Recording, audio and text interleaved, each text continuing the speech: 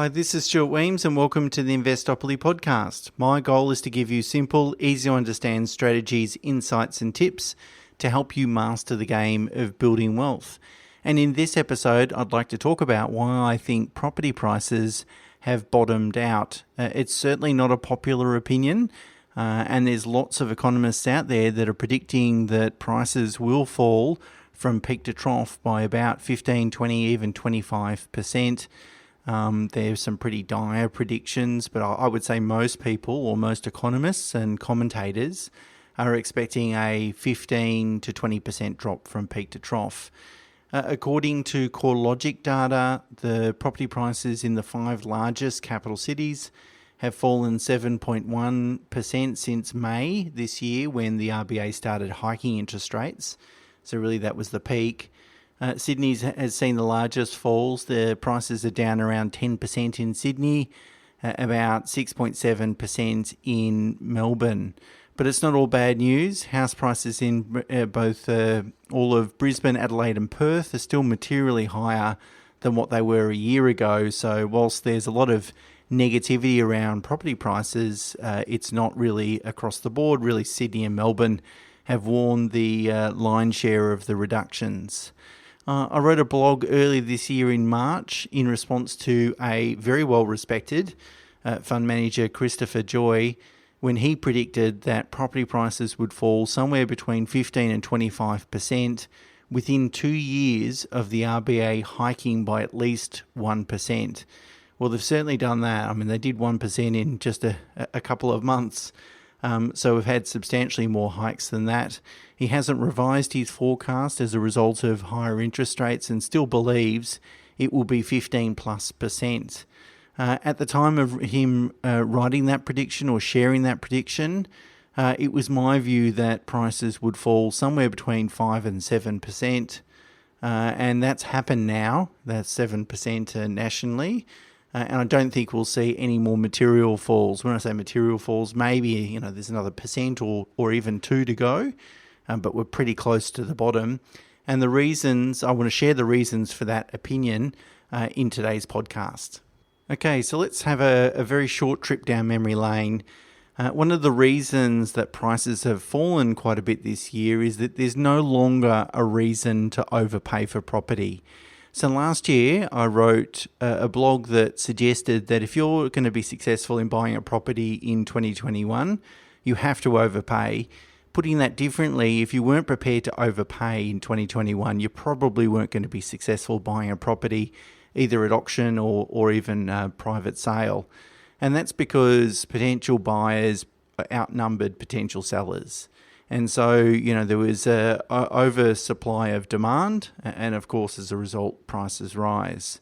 Now, buyer demand has fallen, probably because of higher interest rates, share market volatility, Ukraine, talk of possible recessions. There's been a lot of bad news this year, but also supply has fallen as well. In fact, the number of new listings is down about 18% off the 5-year average.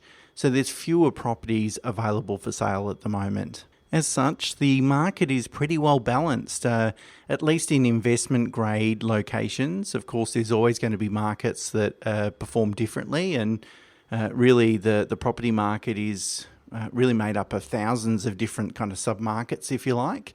But I've been to a few auctions of investment grade property or investment grade locations, and they've all been relatively hotly contested, and certainly if those properties would have been on the market last year, I'm sure they would have achieved better results or higher results. But there's certainly a good quality property still attracts good quality demand, and you still got to pay fair market value for that asset today. Now, of course, there's going to be some geographical markets that are going to behave differently to investment grade markets. So, it's quite possible that regional towns, regional centres, beachside locations, it's quite possible for those sectors of the market to continue to fall from here. So it's not, I wouldn't be surprised if some of those markets fell a further 10 or 15% just because demand's really shifting back towards those investment grade locations. And I saw the first sign of that last week. There was an article in the Australian Financial Review where the journo was talking about some people that had moved from Melbourne to Noosa during the pandemic, thinks it's pretty boring in Noosa now, and they're moving back to Melbourne. And I think a few people might have made some short-term decisions as a result, in the heat of the moment during the pandemic, which is more than excusable and understandable. But I think people moving into those or moving out of capital city locations, might start thinking twice about whether that's really a good long-term prospect for them. So let's talk about interest rates then, and the prospect of higher interest rates. So I think, over the last couple of years, there have been some ridiculously low interest rates. Fixed rates got at one point below 2%. And of course, I think it encouraged people to get into the market to take advantage of those low interest rates. But in the main, and I underline that word in the main, of course, there's people at the fringes of this. But in the main, I don't think there's a lot of borrowers out there that thought interest rates were going to stay at 2% forever. And in fact, what they realised when buying property, and property is a long-term decision, that they needed to factor in eventually higher interest rates. Now, of course, if we were listening to the RBA governor last year, he was telling us that rates won't rise until 2024. So if you were a borrower at that stage, maybe you wouldn't have anticipated rates would rise as much as quickly as they have, but you would realise whether it was going to be 2022 or 2024 that rates were going to rise and probably return back to more normal levels eventually. So really what it was is that many people saw 2021 and even the rates in 2020 as a bit of a free kick. They thought, well, I could upgrade my home, and let's remember, home buyers or home borrowers were that were driving the market throughout 2020 and 2021. So people were thinking, yes, I can go and upgrade my home. I was always thinking about doing it over the next couple of years, but here's a really good incentive to do it now because I can borrow for what's going to be a relatively low interest rate for whether it's 2 or 3 or 4 years, depending on how long they were fixing for. And they said to themselves, yes, it's affordable. I was always going to do it, but it's more affordable today. And I look at it as a bit of a free kick. But the talk then about, the market trying to get its head around future or higher interest rates in the future, I think in the main most borrowers would have factored that in. Now, of course, there's a lot of borrowers out there that haven't yet been impacted by the rate hikes because, a lot of people fix their mortgage interest rates over the last couple of years. Those fixed rates will start to mature next year. And then that's when people will start to feel the impact. It's kind of good because they've got plenty of time to plan for it. Plus also, there really hasn't been a huge reduction in discretionary expenditure. And this could be the reason for it is that, repayments haven't increased yet because people are still on fixed rates. And also there's a bit of a lag for variable rate borrowers as well. So that eventually comes through. But given there's a lot of fat in discretionary expenditure at the moment, particularly in hospitality, travel and retail, if you look at the numbers in those segments, spending is relatively high even compared to pre-COVID levels. And given unemployment is low and actually hours worked are increasing, so that means family income is actually increasing as a result of that. And the high amount of savings that most Australians have accumulated during COVID as a financial buffer or something to fall back upon.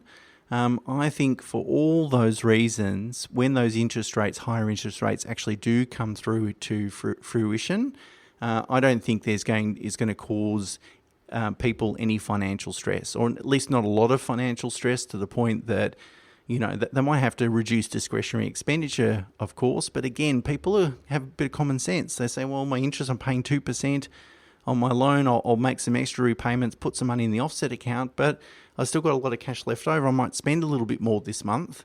But when it comes to next year, knowing when it comes to next year, they might have to curtail some of that discretionary expenditure. Now, of course, there's always going to be people that haven't planned, haven't thought ahead, have overborrowed, or their circumstances have changed. There's always going to be those types of people or people that fall into those sorts of situations that are going to experience some mortgage stress and might have to sell their property as a result. But I think those people will be in the minority.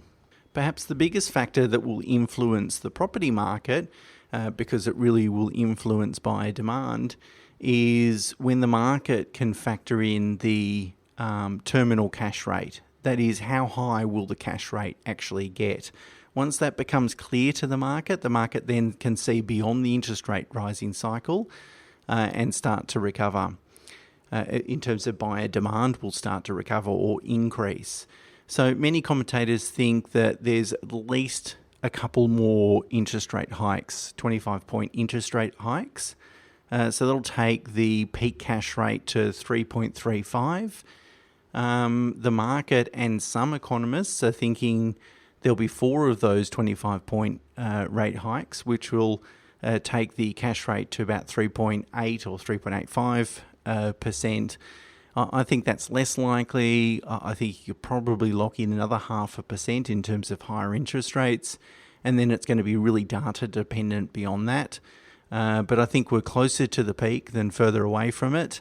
And I think it will most importantly become very clear to the market in the first quarter and certainly in the first half of next year what that peak interest rate cycle looks like.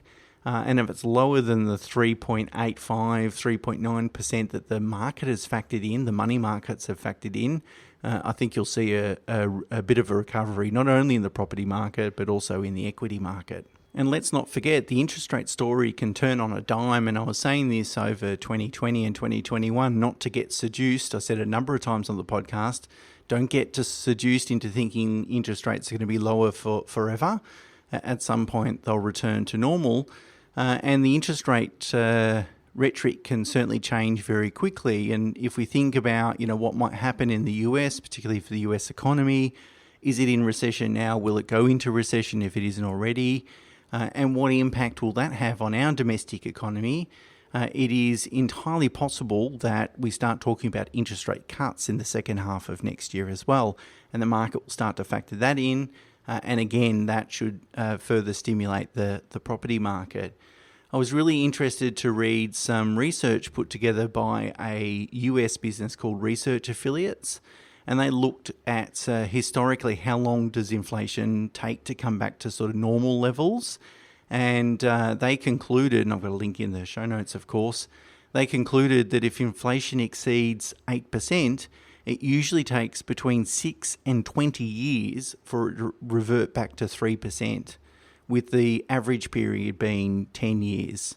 So it is entirely possible that this higher interest rate environment may persist a lot longer than what we think, and then interest rates might end up being at their current level for a bit longer as well. An additional consideration is investment property rental yields. So nationally, dwelling rents have increased by about 10% in the year through to September 2022, according to CoreLogic. And in October, according to Domain, the national vacancy rate was a mere 0.8%, with Adelaide, Perth and Hobart having the tightest rental markets almost in history. So clearly it's a tight rental market. Clearly that's putting pressure on rents, as in pushing them up. And eventually it'll come to a point where investors start to think about returning into the market, or at least being attracted by rising rents and very low vacancy rates. And we can't talk about property prices without talking about population growth, particularly now that the borders have reopened post-COVID. And overseas migration will once again not only stimulate the economy, but also demand for property.